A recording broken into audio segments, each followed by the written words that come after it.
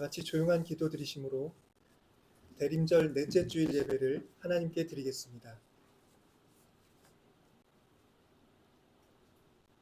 주 안에서 항상 기뻐하라. 내가 다시 말하노니 기뻐하라.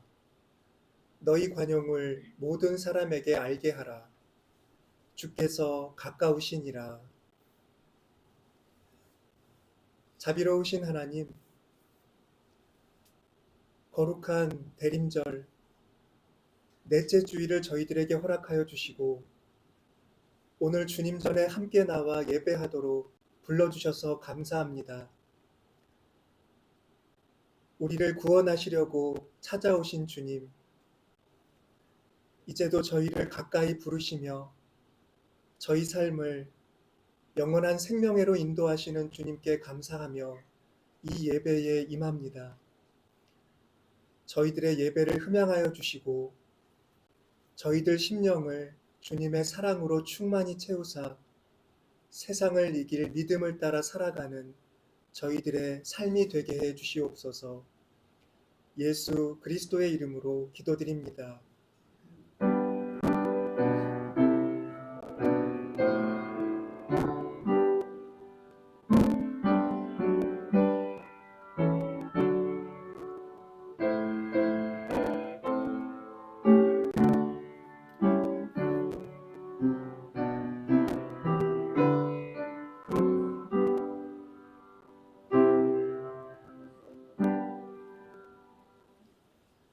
다 같이 일어서셔서 구장 찬송하겠습니다.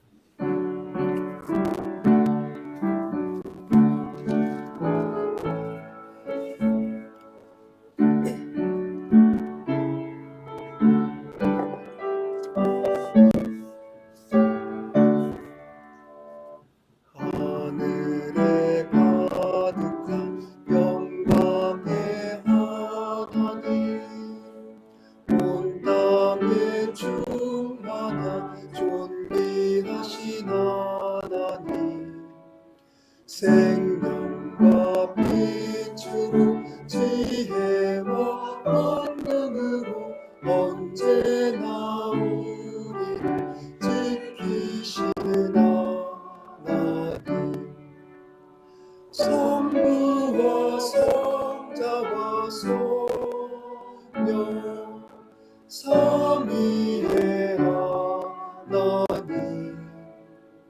우리 예배를 받아주시옵소서.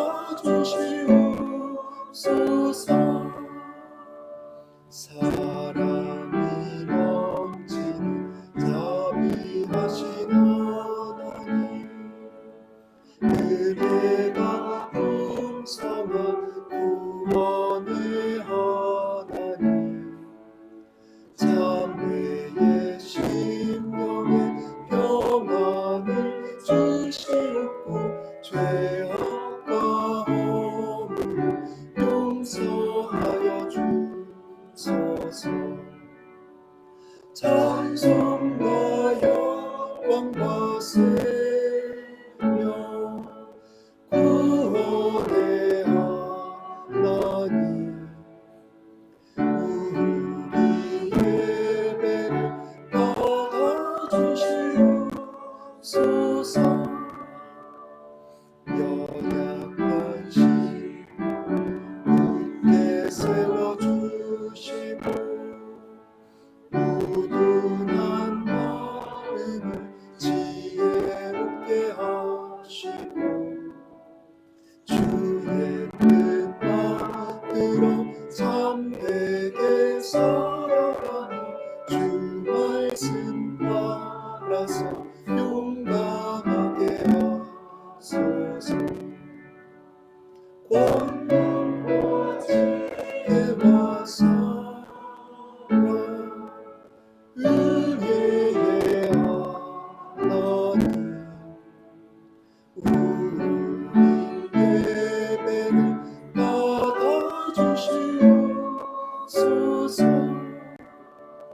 주 앞에 나오네 우리 맘 기쁘고 그 말씀이 되어 새 희망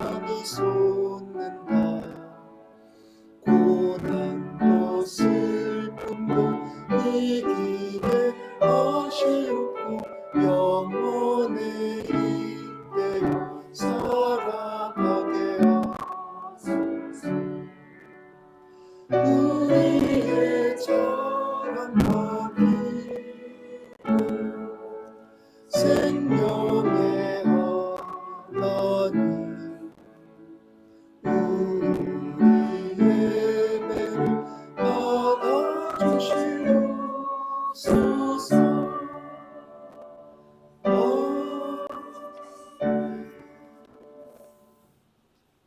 성시교독은 118번입니다.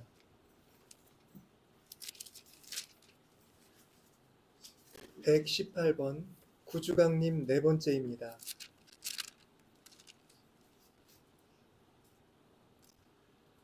나는 시온의 의가 빛같이 예루살렘의 구원이 횃불같이 나타나도록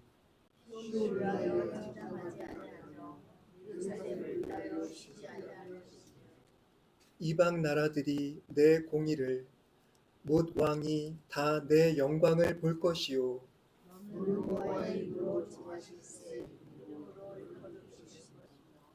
너는 또 여호와의 손에 아름다운 관 내 하나님의 손에 왕관이 될 것이라.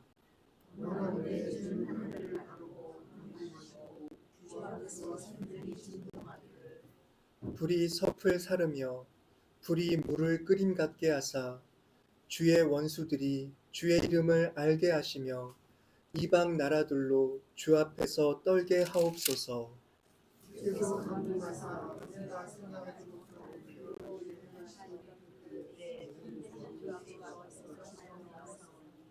주 외에는 자기를 앙망하는 자를 위하여 이런 일을 행한 신을 옛부터 들은 자도 없고 귀로 들은 자도 없고 눈으로 본 자도 없었나이다.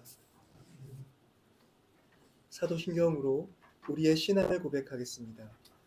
전능하사 천지를 만드신 하나님 아버지를 내가 믿사오며 그 외아들 우리 주 예수 그리스도를 믿사오니 이는 성령으로 잉태하사 동정녀 마리아에게 나시고 본디오 빌라도에게 고난을 받으사 십자가에 못 박혀 죽으시고 장사한 지 사흘 만에 죽은 자 가운데서 다시 살아나시며 하늘에 오르사 전능하신 하나님 우편에 앉으시다.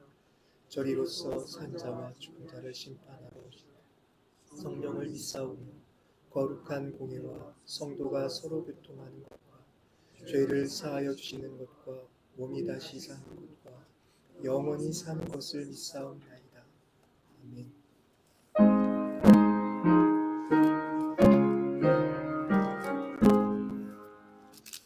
만복의 근원 하나님 온 백성 찬송 드리고 저 천사여 찬송하세 찬송 성부 성자 성령 아멘.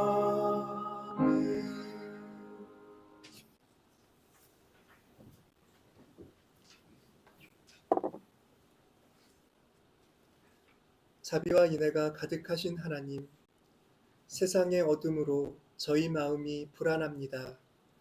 악인들의 무도함으로 깊은 상처를 입었습니다.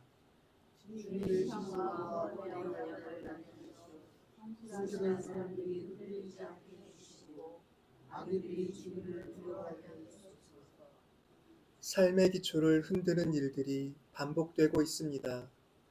무고한 이들이 고난에 휩쓸리고 있습니다. 삶을 지키려는 이들이 안간힘을 쏟고 있습니다.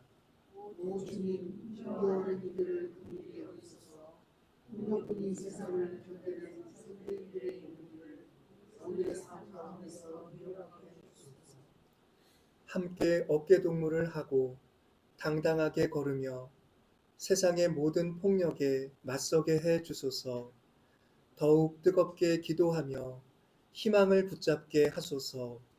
어둠의 문제에 저항하는 모든 사람들, 믿음과 삶을 위해 기도하는 모든 이들에게 주 성령의 거룩한 능력을 나타내 주소서.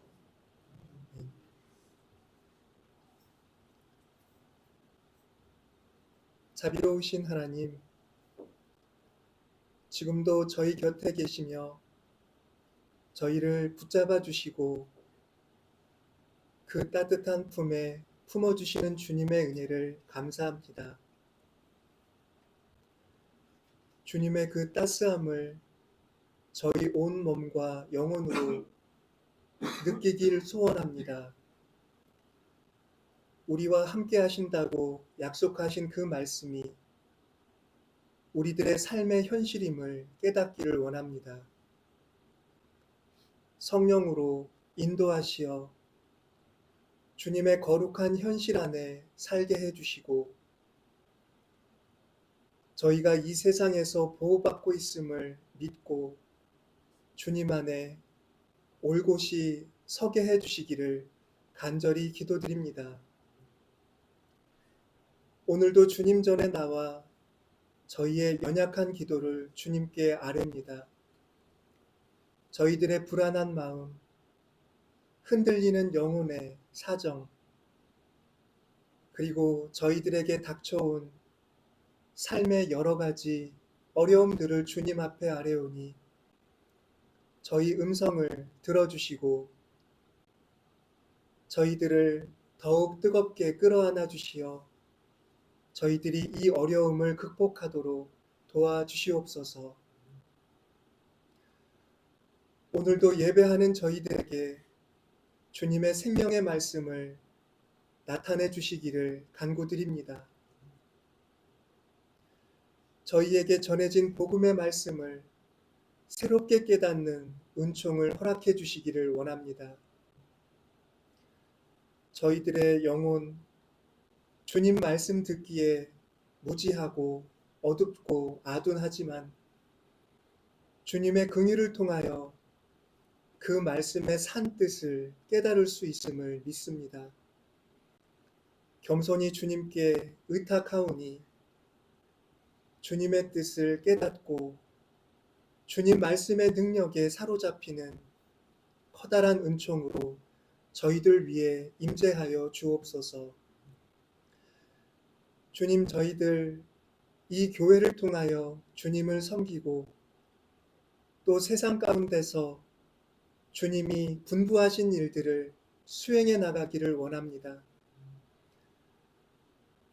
저희들이 만나는 이 시대의 어둠을 회피하지 아니하고 직시하며 저희들의 과제가 어디 있는지 저희들 날마다 저희들 영혼의 촉소를 열고 그 과제를 깨닫기를 소망하고 있습니다.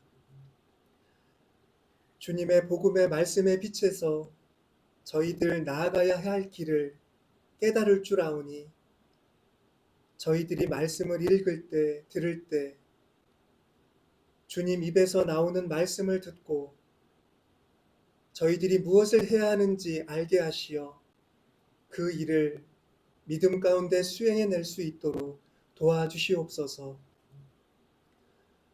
무엇보다도 서로 뜨겁게 사랑하라는 말씀을 오늘 성서에서 봤습니다.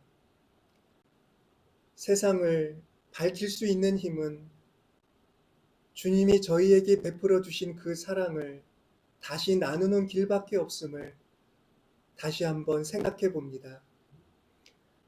저희들의 사랑의 능력이 꺼져가지 아니하도록 주님 사랑의 불을 저희 안에 있게 해주시고 저희들의 믿음의 기도로 주님이 우리에게 허락하신 그 은총을 더 풍성하게 더 온전한 모습으로 만나고 가꾸어 갈 수 있는 은총을 날마다 베풀어 주시기를 원합니다. 저희들이 드리는 찬송 흠양하여 주시고 주님과 교통하는 놀라운 은총이 이 시간 저희 몸과 영혼 위에 임하여 저희들 속에 드리운 모든 어둠이 사라지고 평안 중에 삶의 자리로 돌아갈 수 있도록 함께하여 주시옵소서. 모든 것을 주님 손에 의탁하오며 우리 주 예수 그리스도의 이름으로 기도드립니다.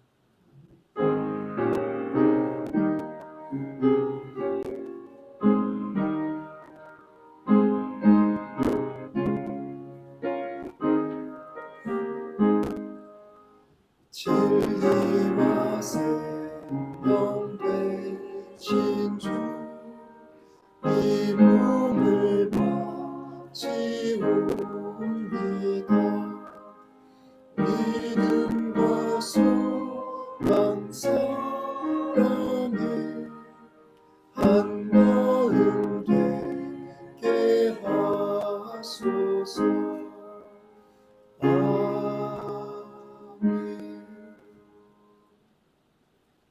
하나님의 말씀을 봉독하겠습니다. 이사야 35장 1절부터 10절입니다.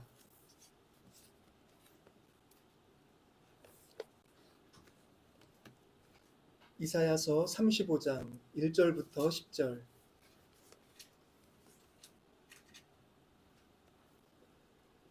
광야와 메마른 땅이 기뻐하며 사막이 백합화같이 피어 즐거워하며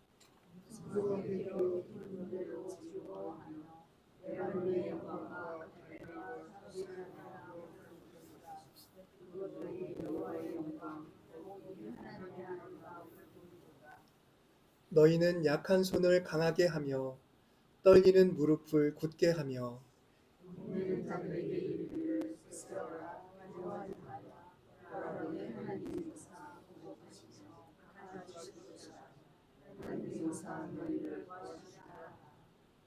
그때에 맹인의 눈이 밝을 것이며 못 듣는 사람의 귀가 열릴 것이며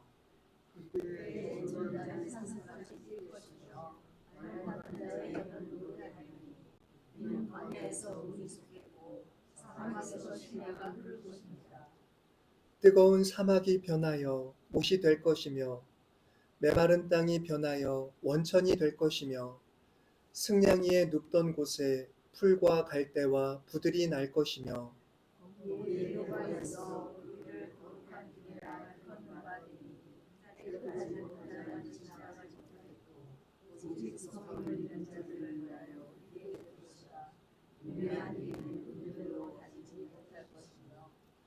거기에는 사자가 없고 사나운 짐승이 그리로 올라가지 아니하므로 그것을 만나지 못하겠고 오직 구속함을 받은 자만 그리로 행할 것이며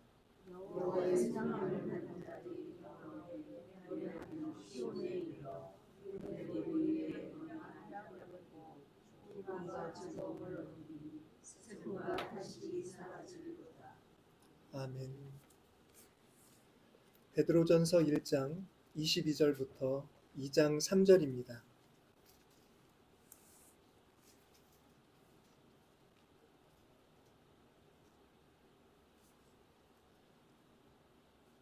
너희가 진리를 순종함으로 너희 영혼을 깨끗하게 하여 거짓이 없이 형제를 사랑하기에 이르렀으니 마음으로 뜨겁게 서로 사랑하라.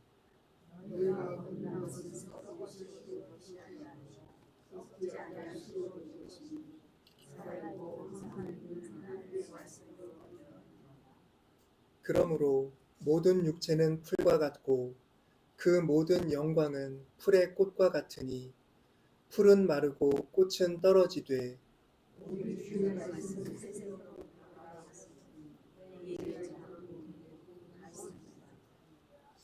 그러므로 모든 악독과 모든 기만과 외식과 시기와 모든 비방하는 말을 버리고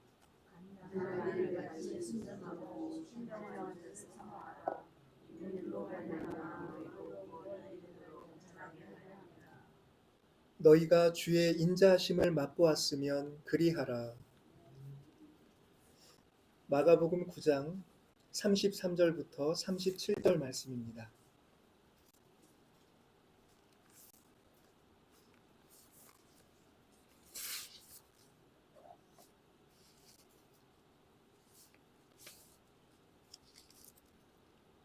가버나움에 이르러 집에 계실새 제자들에게 물으시되 너희가 길에서 서로 토론한 것이 무엇이냐 하시되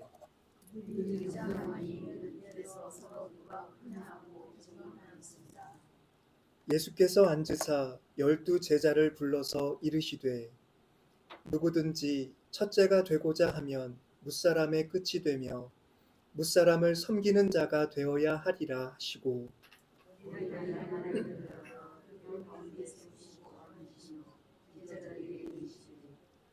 누구든지 내 이름으로 이런 어린아이 하나를 영접하면 곧 나를 영접함이요 누구든지 나를 영접하면 나를 영접함이 아니요 나를 보내신 이를 영접함이니라. 이 시간에는 성가대의 찬양이 있겠습니다.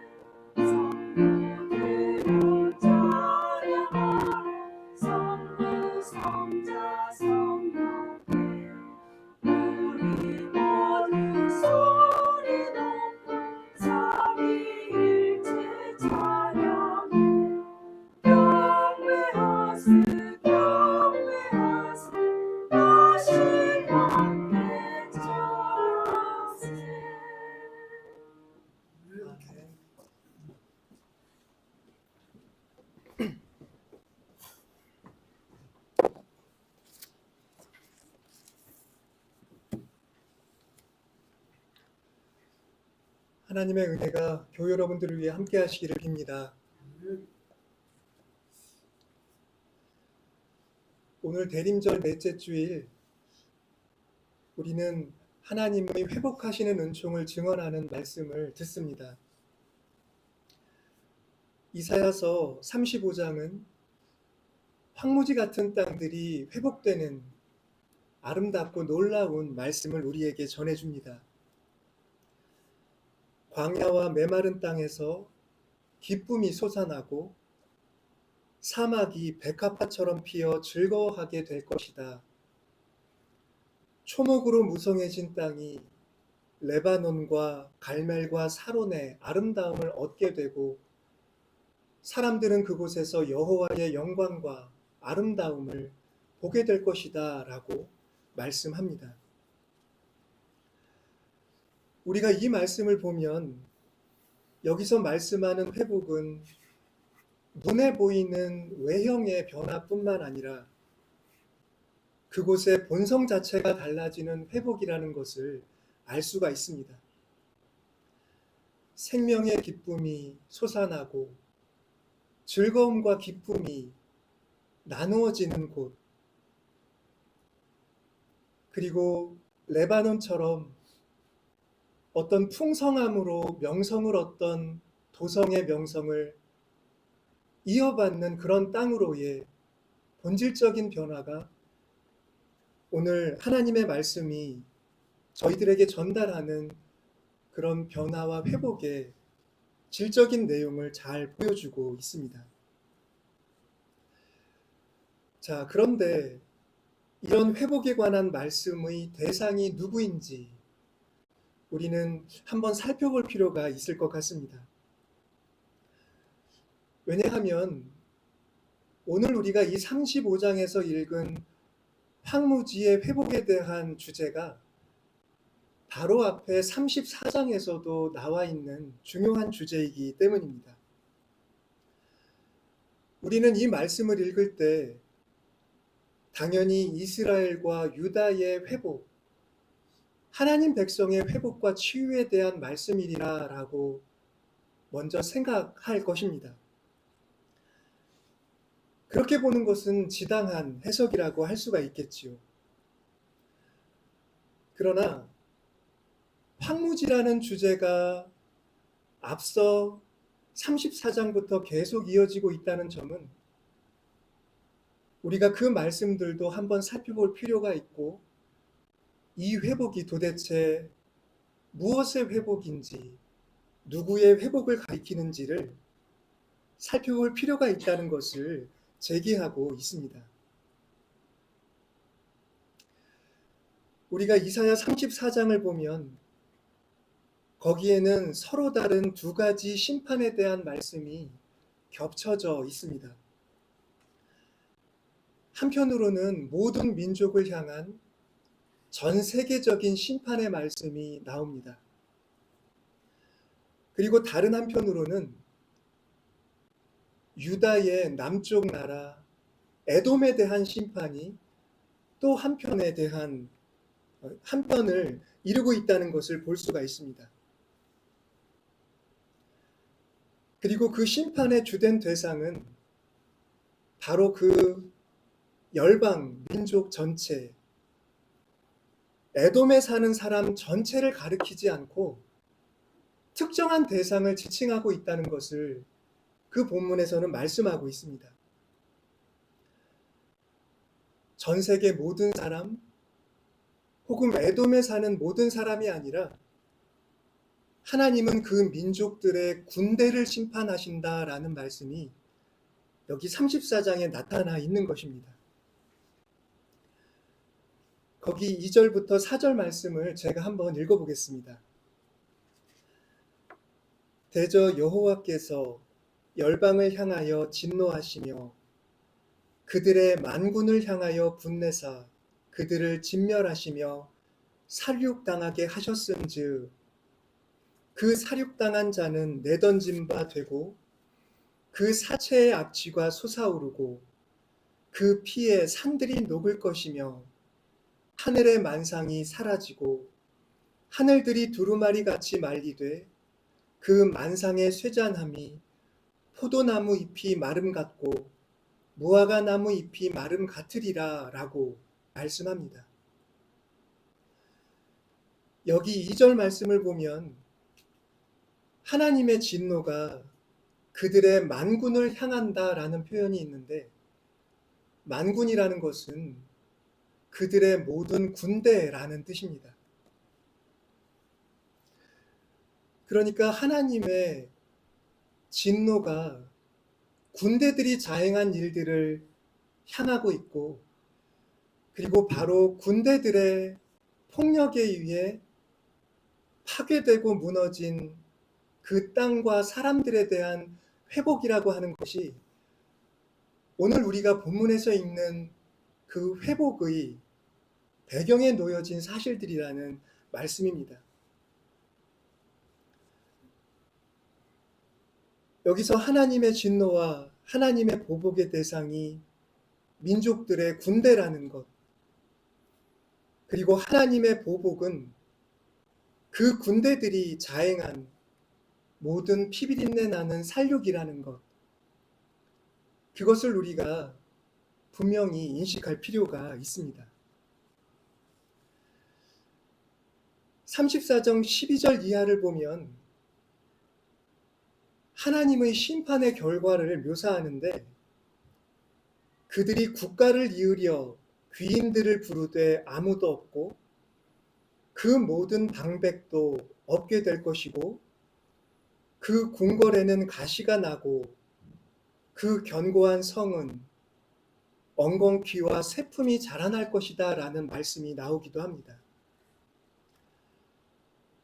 그러니까 하나님의 심판은 군대를 운용해서 땅을 파괴한 사람들, 견고한 진을 쌓고 궁궐에 살면서 그 폭력을 온 세상에서 자행한 지배자들을 향하고 있다는 걸 34정은 분명히 말씀해주고 있다는 겁니다.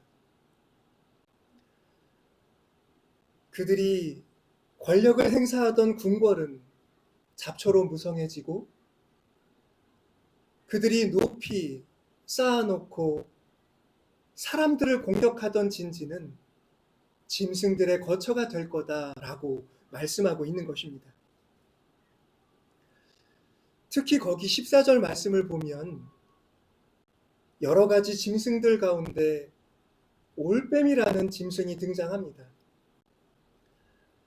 그런데 올빼미라는 것은 히브리어 릴릿이라는 단어를 번역한 것인데, 사실 그 릴릿이라는 말은 기본적으로 귀신을 뜻하는 단어입니다.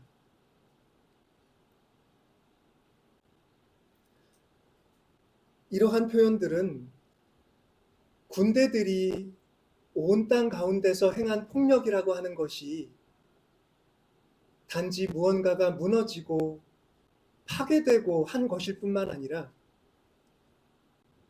그 장소를 귀신들의 거처로, 생명의 기색이라고는 찾아볼 수 없는 어둠이 가득한 곳으로 만든 것이 된다는 것을 생각하게 만드는 표현이라고 말할 수 있습니다.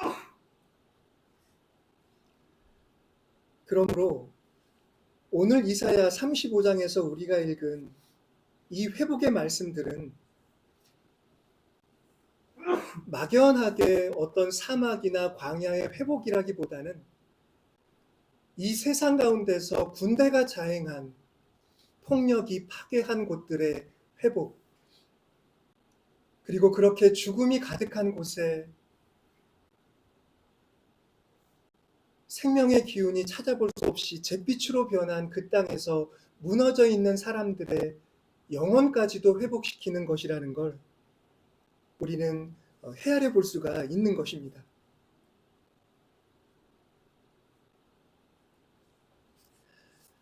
예언자는 바로 이와 같은 회복의 말씀을 사람들에게 전하라고 합니다. 그런데 여기서 그 말씀을 전하라고 하는 대상도 군대의 폭력 앞에 두려워하고 있는 사람들이라는 걸 우리는 읽어낼 수가 있습니다. 35장 3절을 보면 너희는 약한 손을 강하게 하며 떨리는 무릎을 굳게 하며 겁내는 자들에게 이르기를 굳세어라 두려워하지 말라 보라 너희 하나님이 오사 보복하시며 갚아주실 것이라 하나님이 오사 너희를 구하시리라 하라라고 명령하고 있는 것입니다. 이것은 그저 우리가 세상에서 보는 많은 연약한 사람들, 어떤 보편적인 의미에서의 약자들을 대상으로 말씀을 전하라고 하는 것이 아니라 군대의 무력 앞에 두려워하는 이들, 군대의 폭력 앞에 삶이 파괴된 이들에게 이 말씀을 전하라고 하는 명령이라고도 그렇게 우리가 그 말씀을 읽어야 한다라는 말씀입니다. 여러분, 그 사이에 우리나라를 혼돈의 도가니로 밀어넣은 내란 사태로 전 국민이 고통을 겪고 있습니다. 그런데 보면 그것은 단지 환율이 올라가고 어떤 경제적인 손실이 발생하는 그런 종류만이 아니라 많은 사람들은 정신적인 고통도 받고 있다고 호소하는 걸 들을 수가 있습니다. 분명히 교회 여러분들께서도 어떤 경제적인 손실도 보셨겠습니다만 적지 않은 정신적 충격을 받으셨을 겁니다. 저도 그 첫날부터 지금까지 충격을 받았고 그 충격이 자꾸자꾸 되살아나는 그런 것을 느끼고 있습니다. 오늘 설교를 준비하면서 저는 주중에 오늘 우리가 읽은 이 본문들을 묵상했습니다. 하루는 이 말씀들을 읽고 그 뜻을 생각해 보다가 잠이 들었는데 그 밤에 좀 무서운 꿈을 꿨습니다. 전쟁이 난다는 소식이 저에게 전해졌는데 그 소식을 듣자마자 폭발하는 소리가 들렸고 뜨거운 불 같은 것이 저의 집 위로 떨어지는 그런 꿈이었습니다. 그런데 그 폭발이 한 번에 혹은 두 번에 그치지를 않고 계속해서 거의 10분 정도는 제가 체감하기로는 그 이상 되는 시간 동안 계속 떨어지면서 저를 꾹꾹 짓누르는 듯한 느낌을 받았습니다. 제 힘으로는 그것을 막을 수도 없었고 피할 수도 없다는 그런 무력감, 절망, 두려움이 저를 사로잡았습니다. 그런데 그 꿈에서 깨어나는 순간 제가 직감적으로 생각한 것은 우리에게 이런 두려움을 가져다 준 그 세력이 얼마나 집요하게 저항하고 있고 얼마나 집요하게 그들의 뜻을 관철시키려고 지금도 끈질기게 움직이고 있는가 하는 사실이었고 그러한 그들의 활동을 생각할 때 정말 두려움이 피부를 뚫고 들어오는 듯한 느낌을 받았습니다. 만약에 일이 수습되지 못하고 이 나라의 권력이 다시 그들에게로 돌아간다면 우리에게 닥칠 일이 얼마나 참혹할까.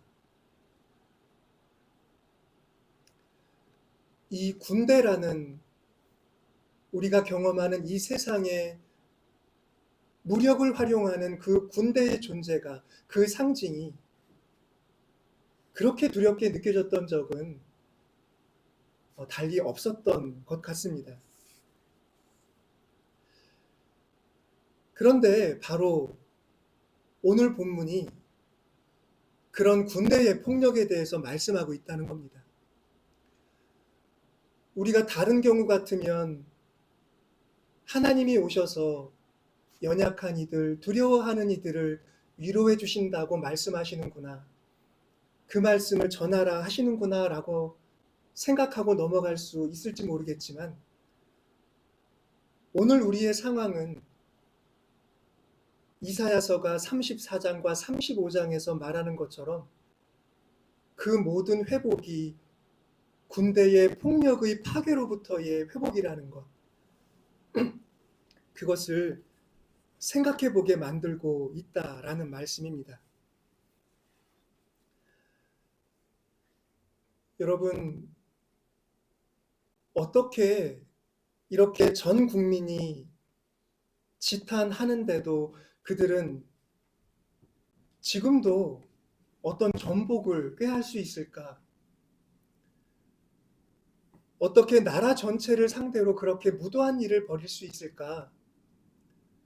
정말 이성적으로는 그들의 생각을 이해하기가 쉽지가 않습니다. 그들의 교만이 상상을 초월하는 것 같다. 비논리적이다라는 생각까지도 가지게 됩니다. 그런데 오늘 말씀 중에는 그러한 사람의 무도한 일이 평범한 사람들은 생각지도 못할 그런 일들이 어디서 비롯되는지를 생각해 보게 하는 말씀이 주어져 있습니다. 말씀은 그것을 사람의 권력욕, 다른 인간을 지배하도록 만들고 때로는 수단 방법을 가리지 않고 사람들을 자기 앞에 굴복시키려는 지배욕이라고 하는 악에 있다는 것을 보여주는 듯합니다. 예수님은 제자들이 길에서 다투는 것을 보셨습니다.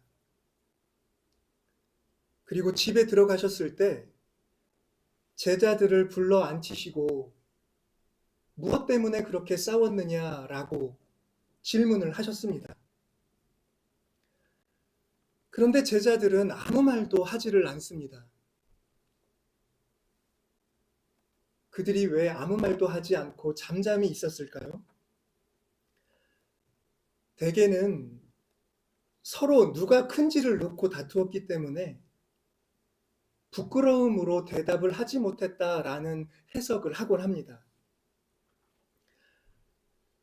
그런데 저는 오늘 말씀들을 묵상하는 가운데 그들이 대답을 하지 못하고 잠잠한 데에 좀 더 다른 차원의 이유가 있다라고 생각하게 되었습니다.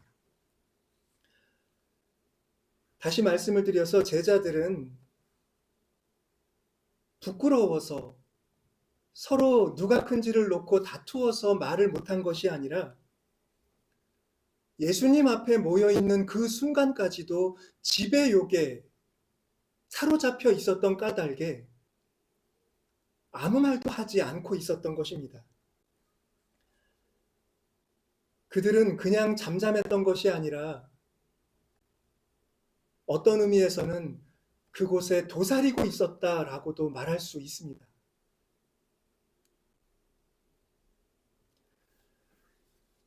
우리가 오늘 현실 속에서 보는 바와 같이 지배욕에 사로잡힌 사람들은 부끄러움을 모릅니다.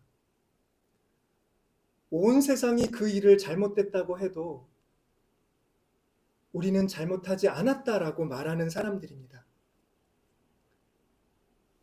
끝까지 지배욕을 실현할 생각뿐입니다. 저는 주님 앞에서 잠잠하게 말하지 않고 있었던 제자들의 모습이 그런 지배욕의 화신과 같이 느껴집니다. 그들은 부끄러워서 말하지 않은 것이 아니라 도사리고 있는 것입니다. 지배욕에 사로잡혀 있기 때문입니다. 예수님은 그렇게 도사리고 있는 제자들에게 이런 말씀을 하십니다. 누구든지 첫째가 되고자 하면 무사람의 끝이 되며 무사람을 섬기는 자가 되어야 하리라 라고 말씀하십니다. 하지만 제자들의 귀에 그 말씀이 들어갈까요? 적어도 지금 이 순간 제자들에게는 그 말씀을 받아들일 귀가 없습니다. 그들의 눈과 귀는 다 닫혀 있습니다. 지배욕이 그들을 그렇게 만들었기 때문입니다. 거기서 예수님이 보여주신 또 하나의 상징적인 행위가 있습니다. 어린아이 하나를 데리고 와서 그 아이를 안으시며 말씀하신 것입니다. 예수님은 이렇게 말씀하십니다. 누구든지 내 이름으로 이런 어린아이 하나를 영접하면 곧 나를 영접함이요. 누구든지 나를 영접하면 나를 영접함이 아니요 나를 보내신 이를 영접함이니라. 어린아이 같은 약자를 품어주는 것이 하나님을 영접하는 일이 된다라는 그런 뜻으로 우리가 이 말씀을 읽곤 합니다. 그런데 제가 방금 말씀드린 대로 지금 제자들이 지배욕의 화신이고 그들이 그런 광기에 사로잡혀 있는 상황이라고 한다면 예수님의 어린아이를 안으신 행위와 말씀은 좀 더 다른 의미를 갖는다고 해석될 수 있습니다.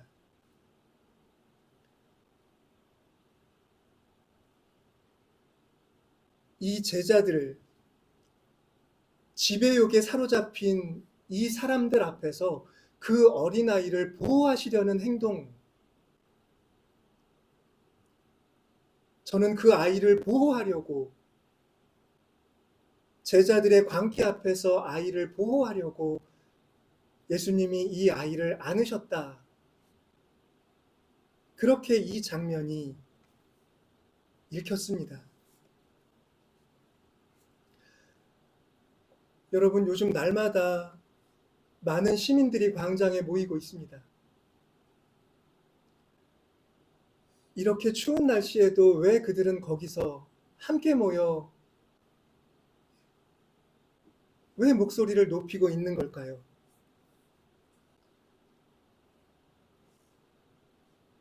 거기 나온 많은 분들은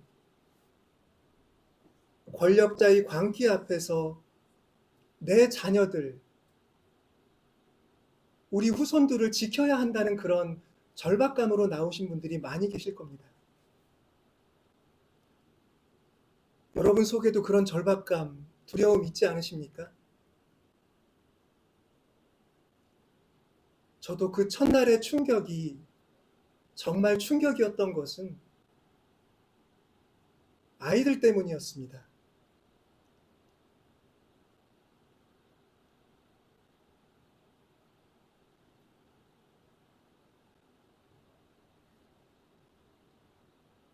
아마도 예수님도 그 아이를 제자들 앞에서 끌어안으신 것은 그렇게 지금 이 광기 들린 지배욕뿐인 제자들의 폭력성으로부터 그 아이를 보호하려 하시는 것이라는 것, 저는 예수님의 마음이 그렇게 느껴집니다. 여러분, 이 사실을 아십니까? 우리나라는 세계 최초로 실질적으로 어린이날 그리고 어린이 헌장을 제정하여 가지고 있는 나라입니다. 그것은 1923년 5월 1일 어린이날, 제1회 어린이날에 그 날을 만드신 방정환 선생님께서 어떤 동기로 인해 어린이 운동을 해야겠다라고 자신의 소명을 이루어 나가신 그런 결과였습니다. 방정환 선생님의 그 어린이 사상의 바탕에는 아이도 하나님을 모시고 있으니 아이를 때리지 말고 하나님으로 아이를 공경하라라는 그런 신앙이 있습니다. 그것은 최시영 선생님으로부터 이어받은 사상이라고 알려져 있지요. 방정환 선생님께서 제1회 어린이날 행사에서 소년운동의 기초 조건이라는 문장을 발표하셨습니다. 그 가운데는 전 세계를 향하여 천명하는 말씀도 있고 어른들을 향하여 하시는 말씀도 있고 아이들에게 하는 말씀도 있습니다. 그 가운데 어른들에게 이렇게 말씀하는 구절이 있습니다. 어린이를 내려다보지 마시고 치어다 보아주시오. 어린이에게 경어를 쓰시되 늘 보드랍게 하여 주시오. 그리고 어린이들에게는 이렇게도 말씀을 합니다. 어른들에게는 물론이고 당신들끼리도 서로 존대하기로 합시다. 꽃이나 풀을 꺾지 말고 동물을 사랑하기로 합시다. 라고 얘기합니다. 이러한 방정환 선생님의 사상은 그 구한말 탐욕과 불의로 기울어진 조선 그리고 일제의 폭력적인 식민 지배 속에서 발견해낸 생명의 원리였다고 말할 수가 있을 것입니다.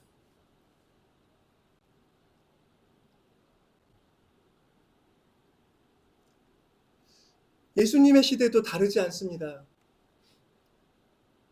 우리가 곧 성탄일을 맞이하게 될 텐데 예수님이 태어나셨던 시대의 어둠을 우리는 잘 알고 있습니다. 예수님의 부모님은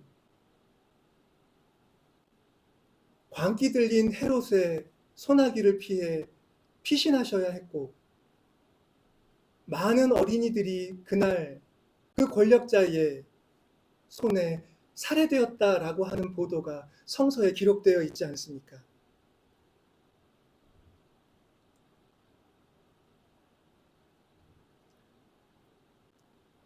아마도 그러한 사상, 그러한 생명의 원리가 오늘 우리들 사이에도 생겨나고 있지 않나 생각해 봅니다. 아이들을 보호하려는 마음이 지금 우리들을 움직이고 있다는 것이고 우리들은 아이들을 해칠 수도 있는 그런 잔인한 힘과 싸우고 있다는 사실을 오늘 본문들은 우리로 하여금 헤아려 보게 합니다. 오늘 베드로전서는 세상의 덧없는 것들 말고 우리가 받은 복음으로 살아야 하지 않느냐라고 성도들에게 호소하고 있습니다. 그 복음이 무엇입니까? 오늘 예수님이 보여주시는 것처럼 무사람들을 섬기는 길, 어린아이를 보호하고 그 어린아이를 존중하고 그리고 그 어린아이들에게 생명의 길을 교육할 수 있는 것, 바로 그 길이 우리가 살아내야 할 우리 공동으로 함께 나아가야 할 우리에게 주어진 길이라고 하는 걸 말씀하고 있는 것입니다. 복음, 그 신령한 젖으로 우리는 살아야 하고 구원 얻을 사람으로 우리가 자라가는 것은 그 복음을 먹고 마시고 살아내는 데만 있음을 베드로전서는 말씀하고 있는 것입니다. 여러분들 마음속에 두려움이 있고 또 한편으로 보호 본능이 있고 걱정이 있지만 그것은 우리 가운데서 생명의 원리가 작동하고 있다는 증거일 수 있습니다. 주님은 오늘 말씀을 통해 우리에게 그 복음, 그 마음을 따라 살아가라고 말씀하고 계십니다. 이 대림절 또 다가오는 성탄일이 그와 같은 복음을 우리에게 더 확고하게 전해주고 우리가 그 복음을 먹음으로 이 폭력의 세기를 생명으로, 삶으로 만들어낼 수 있기를 간절히 소망합니다. 기도하겠습니다.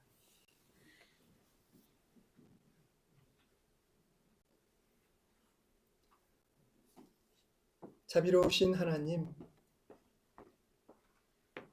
두려워하는 저희들,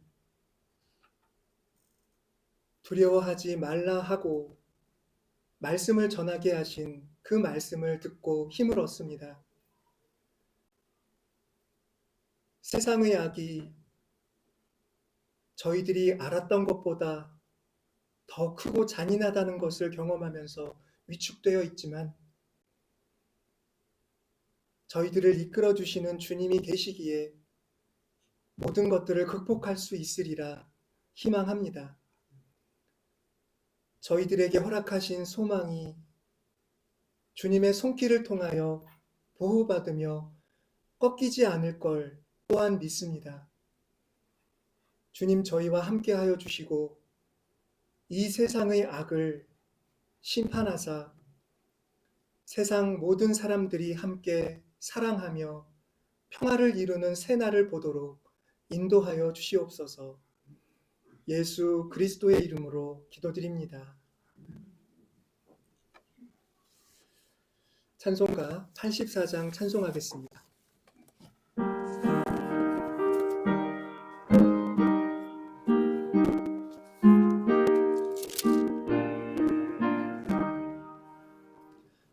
세상이 컴컴하여서 참 빛이 없었더니 그 빛나는 영광 나타나 온 세상 빛이었네. 영광의 주,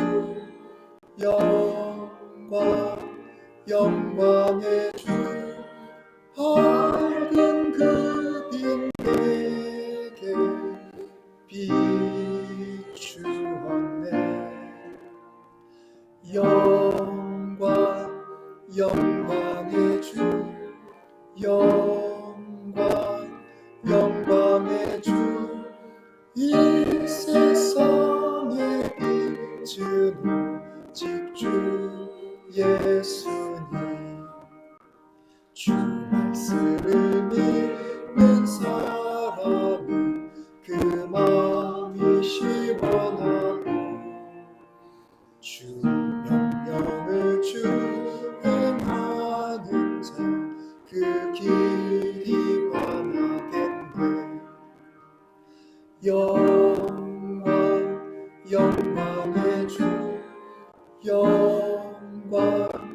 영광의 주, 밝은 그 빛 내게 비추었네. 영광의 주,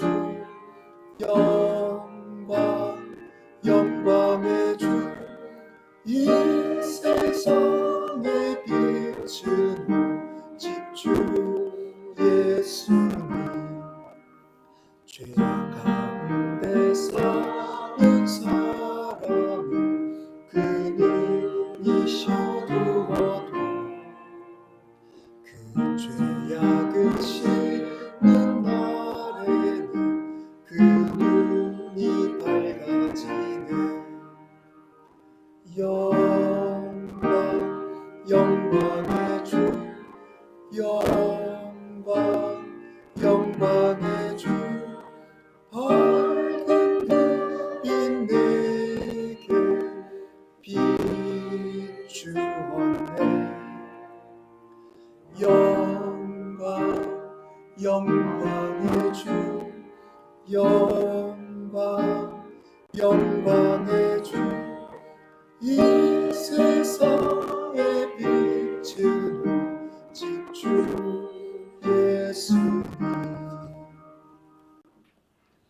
오늘 봉헌 기도는 최성 집사님이십니다.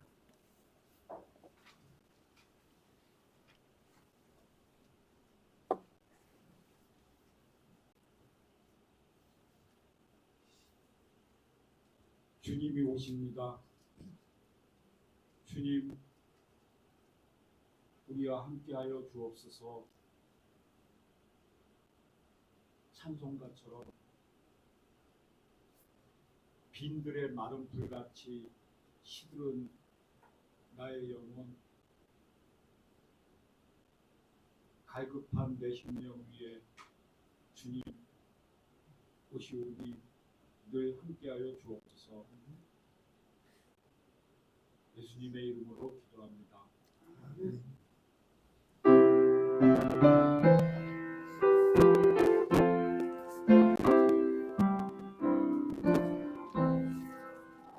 날 위하여 십자가에 피 흘리신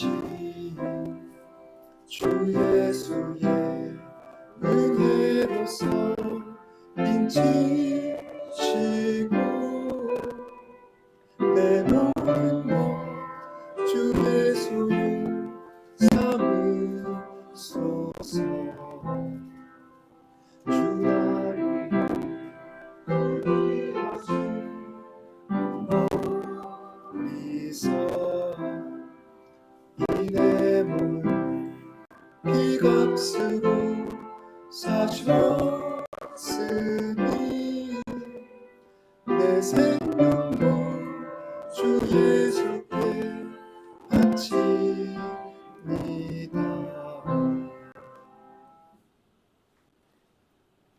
찬송 받으실 하나님, 저희들에게 베풀어 주시는 주님의 은혜와 주님이 나누어 주신 그 거룩한 생명의 은총에 감사드립니다. 우리가 주님의 은혜를 받고 주님 안에 살고 있으니 이 세상의 어둠과 죽음의 기운들이 저희들을 어쩌지 못할 것을 믿습니다.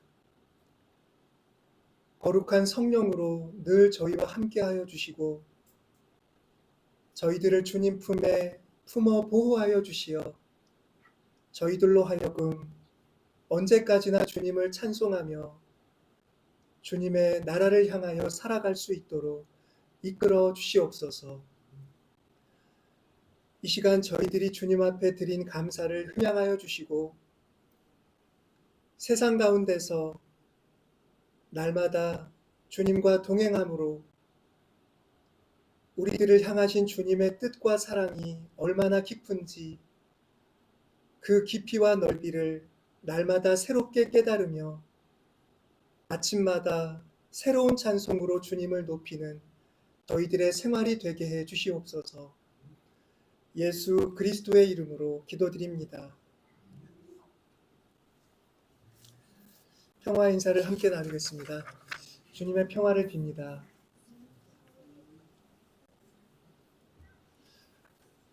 오늘 아주 오랜만에 양병훈 집사님께서 예배에 나오셨습니다.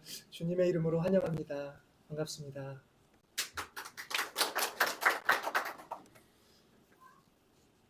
오늘은 대림절 넷째 주일입니다. 성탄일 이제 코앞으로 다가왔는데 성탄의 은총이 우리 교우 여러분들의 가정에 임하기를 기도하며 오늘 교회에서 포인세치아 화분을 나누도록 하겠습니다. 성탄 축하 예배가 25일 11시 예배당에서 있습니다. 예배 후에는 사랑의 애찬을 함께 나누겠습니다. 공동의회 광고를 성탄 축하 예배 후라고 했는데 다음 주일 예배 후로 시간을 옮겨서 모이도록 하겠습니다.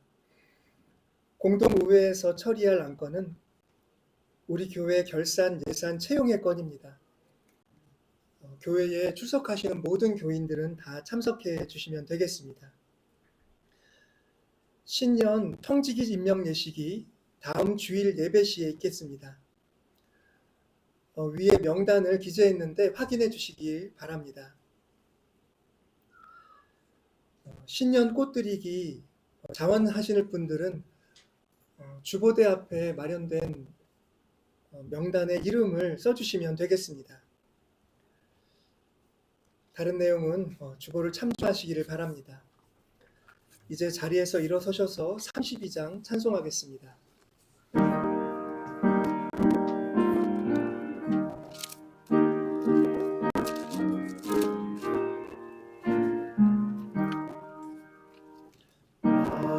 만유의 주제 존귀하신 예수 사람이 되신 하나님 나 사모하여 영원히 섬긴 내 영광 되신 주로다.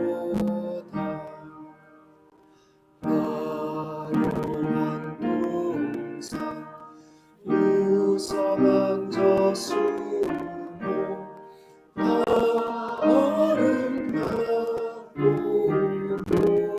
하나 순전한 예수 더 아름다워 봄 같은 기쁨 주시네.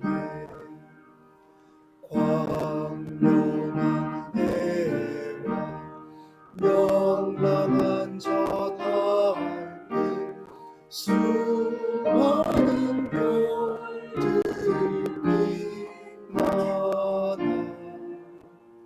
주 예수 빛은 더 찬란하여 참 비교할 수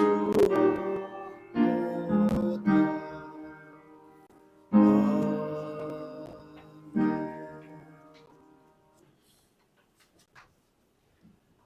주 예수 그리스도의 은혜와 하나님의 사랑과 성령의 교통하심이